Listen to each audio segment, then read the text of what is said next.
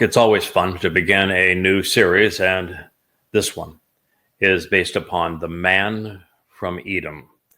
It is actually a continuation of the previous series, which was devoted to the identity and the purpose of the children, because they are actually one and the same, and they are presented to us by the same prophet, that being Yahowah.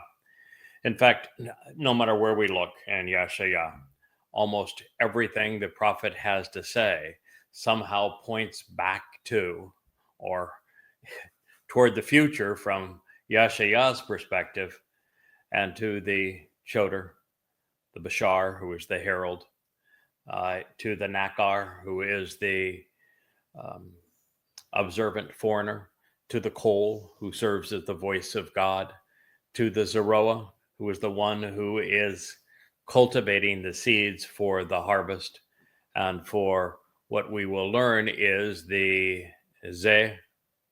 Bo Men Edom, the one who comes from Edom. In this particular case, this individual, the same as Yahowah has inspired Yahowah to speak of all the way through his book,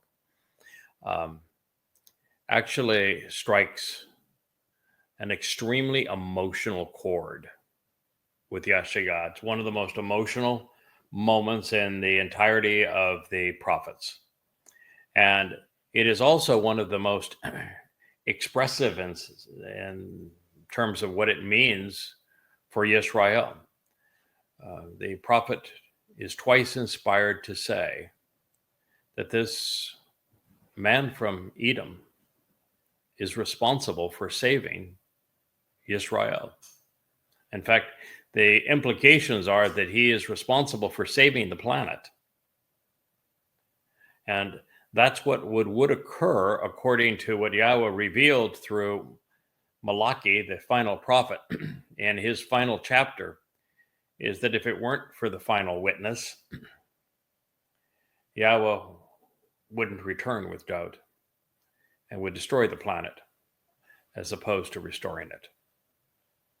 So there's a lot at stake here, and what we're all trying to do is convey the same message, which is that Yisrael, God's people, Yehudim, have been wayward and estranged, embittered and rebellious for 3,450 years.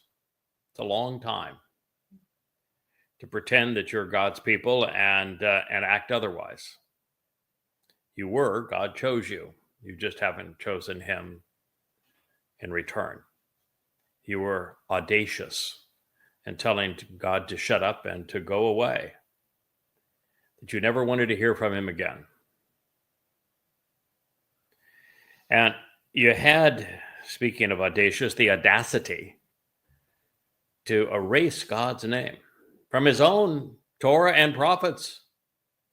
And then you removed him from your lives.